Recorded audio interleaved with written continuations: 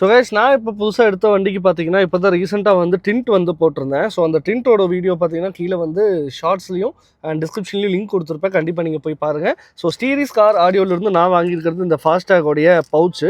So இதை install பண்ணுற ஒரு சின்ன வீடியோ தான் இது. ஸோ ஸ்கிப் பண்ணாமல் பாருங்கள். கைஸ், இந்த பவுச்சில் பார்த்தீங்க அப்படின்னா நமக்கு வந்துட்டு ஒரு ஹோல்டர் வந்து கொடுத்துருக்காங்க. எஸ், ஆல்ரெடி நான் ஓப்பன் பண்ணிட்டேன். ஸோ வீடியோக்காக மறுபடியும் ஓப்பன் பண்ணுறேன். ஹோல்டர் ஒன்று கிடச்சிருக்கு. ஸோ இதில் வந்து நீங்கள் வந்து ஃபாஸ்டாகை வந்து ஸ்டிக் பண்ணிக்கணும்.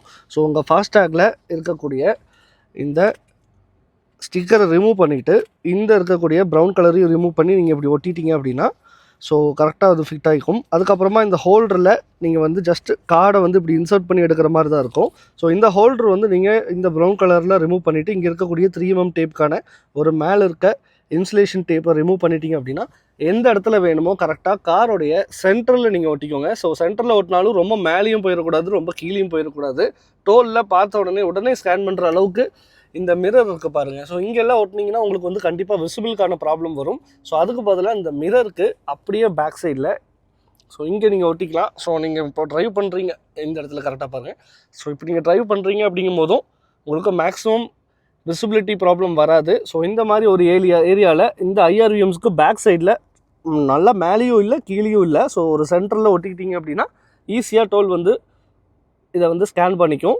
ஸோ இந்த ப்ரௌன் கலரை வந்து நம்ம பிக்கணும்.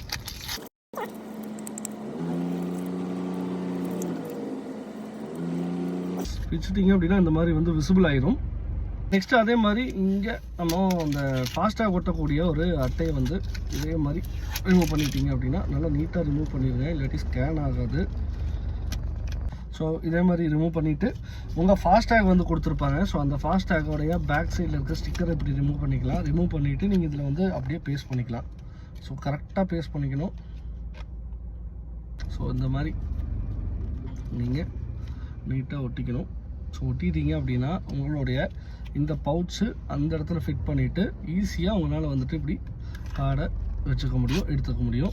ஸோ இது எதுக்கு அப்படின்னு பார்த்தீங்கன்னா உங்கள் டிண்ட்டு எல்லாம் ஒட்டியிருக்கீங்க அப்படிங்கும் போது ஸ்டிக்கரை டைரெக்டாக ஒட்டினீங்கன்னா நாளைக்கு ஸ்டிக்கர் வந்து எக்ஸ்பயர் ஆகிடுச்சு, இல்லாட்டி இந்த ஃபாஸ்டாகை நீங்கள் மாற்றணும் அப்படின்னு நினைக்கும் போது இந்த பவுச் இருந்ததுன்னா ஈஸியாக நீங்கள் இதை மட்டும் எடுத்துகிட்டு இந்த கார்டை ரிமூவ் பண்ணிக்க முடியும். பட் நீங்கள் ஸ்ட்ரைட்டாக ஒட்டியிருந்தீங்க அப்படின்னா கழட்டும் போது கண்டிப்பாக டிண்ட் டேமேஜ் ஆகிறதுக்கான வாய்ப்பு இருக்குது. ஸோ இந்த பவுச் நீங்கள் வாங்கணும்னு நினச்சிங்கன்னா கீழே வந்து டிஸ்கிரிப்ஷனில் லிங்க் கொடுத்துருக்கேன். ஸ்டீரிஸ் கார் ஆடியோடைய கான்டாக்ட் நம்பர் கொடுத்துருக்கேன். கண்டிப்பாக நீங்கள் கான்டாக்ட் பண்ணி பார்க்கலாம்.